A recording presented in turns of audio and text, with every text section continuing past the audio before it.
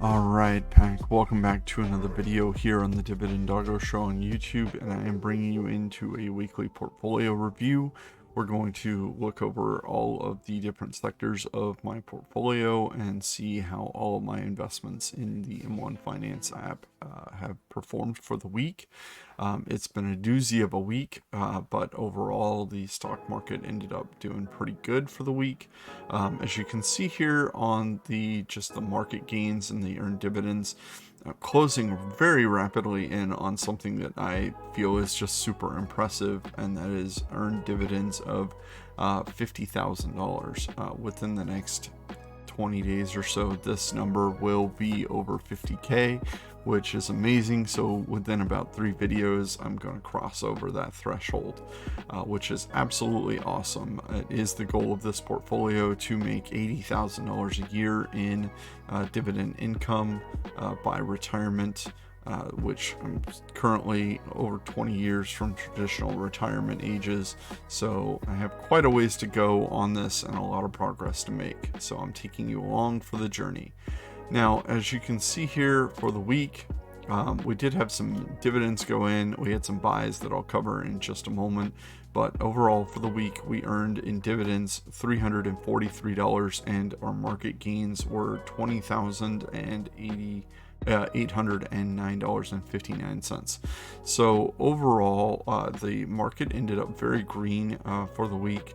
AbbVie was up pretty significantly, but let's go down by sector here. So finance overall had a very fantastic week. The week before it was pretty rough, so I'm excited to see some of these come back and bounce back, with T. Rowe Price being up 13.89% for the week. That is a pretty incredible number. Bank of OZK was up, I'm starting from the bottom, 4.84%.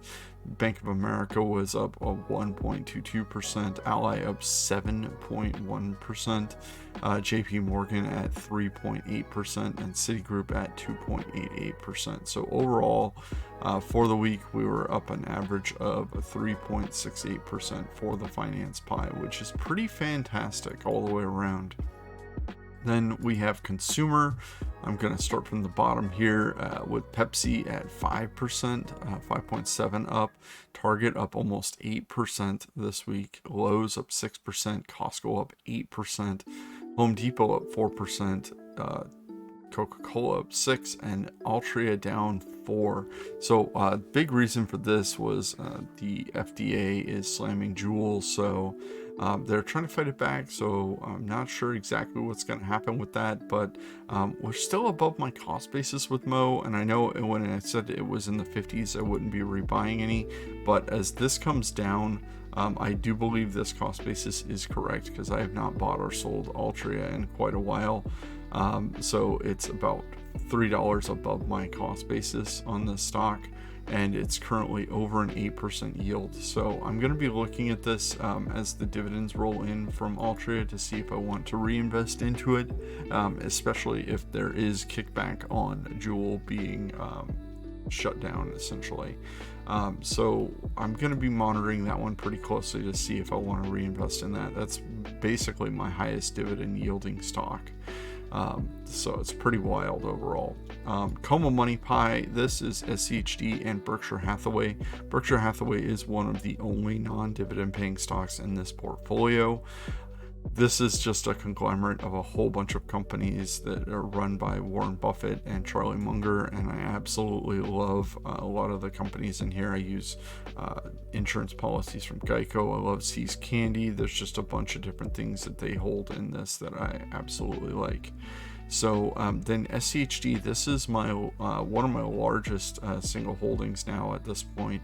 SCHD, I plan to continue to keep growing. It was down pretty significantly about a week or so ago. I bought shares of it this week, so I'm going to go in and show you. This is what the trading activity looks like for my portfolio here. I do want to say a quick thank you to every single one of you who have used the referral link or started their M1 journey. I absolutely do appreciate this. I know that they've trimmed back to $10. that you get and $10 that I get. I wish that it was still 50, but I do appreciate every single one of you who have used this. There's quite a few of you that used it, and I do greatly appreciate every single one of you. So I want to get into the weekly buys since we're on them. SCHD was the weekly buy for this week. I did buy $209. This was dividends that rolled into the portfolio. I got these at a share price of $70.50. That is almost 3 shares of SCHD. This was on the ex-dividend date, meaning that I won't collect a dividend for those 3 shares for this particular quarter, but for the next couple quarters I will. So that's absolutely amazing. I'm excited to be able to buy SCHD, especially at the $70 mark. Obviously, it went up a little bit this week, so my cost basis on SCHD is $77.42, so I am kind of in the red on SCHD, but that is absolutely fine. The dividend yield at $73 is 3.29%. This is an ETF. This is one of the highest quality ETFs, in my opinion, that you can pick up. It's on par with just buying SPY and holding it, and it kicks off that beautiful dividend to compound your money even quicker. So I plan to continue to keep buying SCHD, especially while it's under my cost basis. So and just to be very clear there, I also collected some dividends this week from Bank of America that came in. I'm absolutely going to be reinvesting that into SCHD. So expect that to be the buy next week as well. Especially with it being kind of down right now. That's absolutely fantastic pickup in my opinion for any portfolio, and I want it to be the core of my portfolio.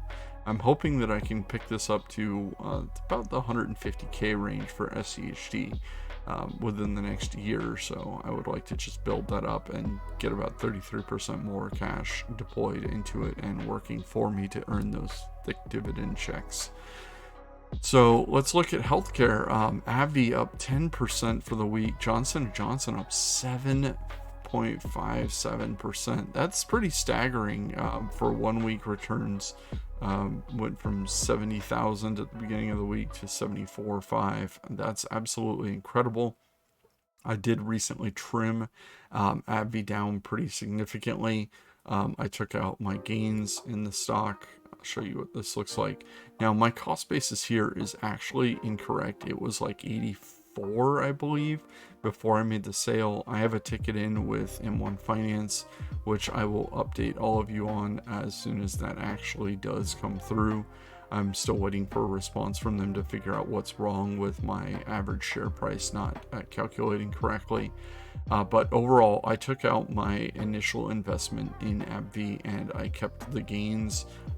So this is basically house money at this point that I'm playing with for AbbVie, which is absolutely an incredible thing to think that my journey with this particular stock, started in 2019, August 6th. It was an initial part of the portfolio, and then I just slammed money into it like crazy going into 2020. This was just after the crash had occurred, so April 7th to the 9th, I think 13th. So on the 13th, you can see I slammed like 50 grand into AbbVie, and that was an absolutely amazing stock play there. It just continued to go up and up and up. This was the point I had a lot of people asking me if I was going to consider selling because the stock was over a double up in price, and the short answer is yes. I should have trimmed the gains here, and I should have taken that and waited and deployed that into other stocks, or in this case I'm going to be using the money for other real estate projects in the future. So in this case, the leftover equity here, it went down, and then it's kind of curving back up. So long term, this is going to be interesting to see this kind of come into play here. It is still very, very expensive in my opinion, and has significant risks ahead for the next couple years. But overall, I'm very happy to have the position where it is today. So this utilities, a lot of you have been following this Vista journey.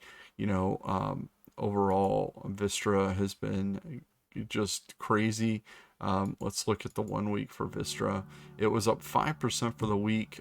Did have earned dividends from Vistra coming in, so we're going to earn $343 in just a few days. That's going to be coming into the portfolio. And, it's come down significantly from where I sold. However, I'm just not sure I want to buy back in at the $23 range, so I may just reinvest that money straight into SCHD.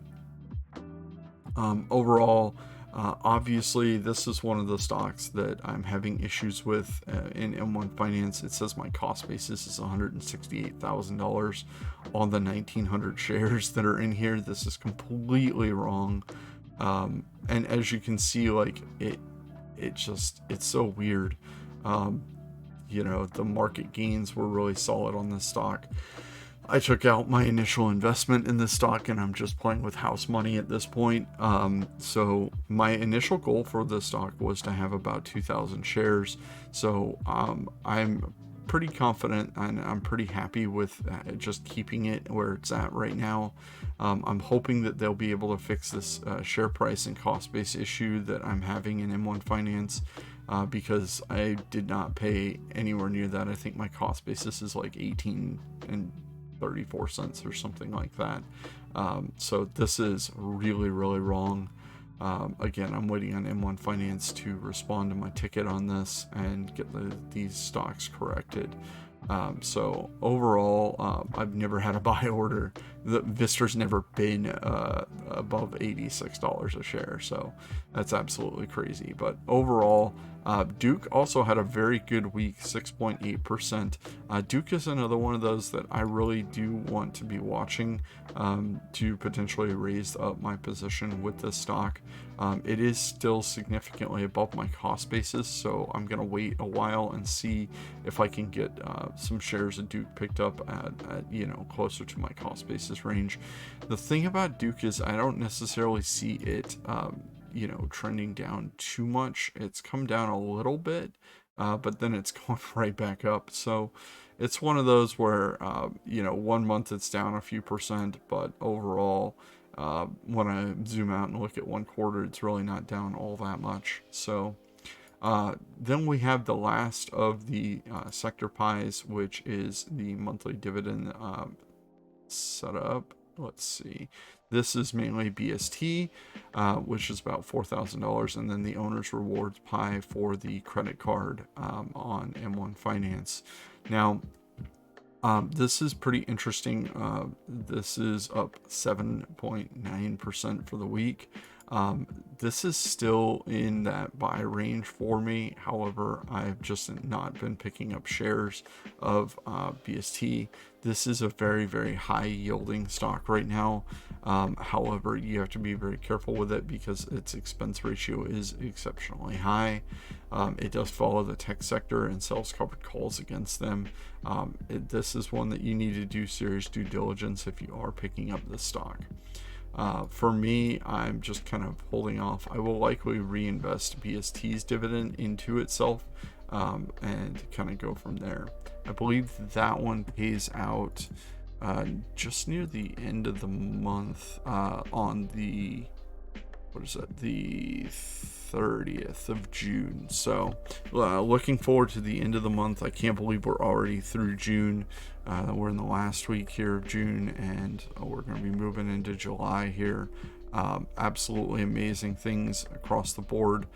Slated to earn about $1,470 or so in dividends in the next week. So I'm looking forward to getting some of that money redeployed. As a lot of you probably know, SCHD raised their dividend up a bit, and it's absolutely going to be a phenomenal payment. So I'm very much looking forward to that. There's a lot of volatility in the market right now overall, and we're seeing weekly swings down 20-30 grand, up 20-30 grand. So I'm just going to be consistent and keep buying with dividends and get things kind of settled and other projects going and kind of see where this market volatility goes. Now, I do want to address something that it seems like there's still a bit of negativity around buying dividend stocks, and people seem to think that the I don't know why, but I've gotten a couple comments, and it's just they just linger with me. The concept of this portfolio is to compound dividend income and earn it. And if I zoom out and I look at 1 month, yes, the portfolio was down $29,000 in market gain in 1 month, but I earned almost $2,000 in dividend income that was redeployed into the portfolio. And uh, basically, it just means that I'm buying more shares and compounding more quicker. You don't always have to sell a stock to get gains out of it. You can take the money from dividends that you're getting and you can redeploy that into other stocks. And if your goal is to build the dividend income up to be a meaningful amount, like I am confident that most everyone watching this channel and watching this video can agree that if they had an extra $1,956 to invest over the course of the last month, that would have been phenomenal for them. This is an amazing achievement of this portfolio, and I greatly appreciate all of you who are following along with this journey. And I just want to say thank you again for all the comments. Let me know what dollar amount. The question of the week for this week is, what dollar amount is it that you would see and earn dividends for a month and have it just be very impactful to your mood, your morale, keeping you focused on investing and pushing forward, even when the market is significantly red.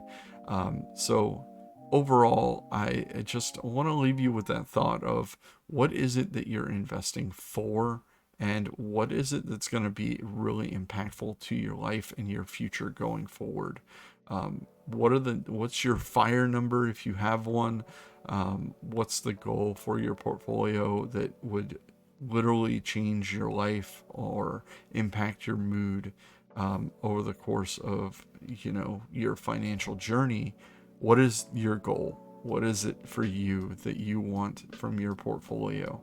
Because for me, it's about this earned dividend number and seeing this number continue to grow, seeing this chart in here and seeing just all of this money compounding in and buying more shares and consistently doing work while I am playing video games with my cousins, playing with my dogs outside, looking forward to life and all the things and the blessings that we have in our existence on this planet. So thank you very much for watching this week. I hope that my journey here is showing you that you can build an impactful and meaningful income with dividend stocks, and you can allow that to compound into something that is absolutely life-changing. So thank you very much for watching. Have a great week and get out there and do something fun this weekend.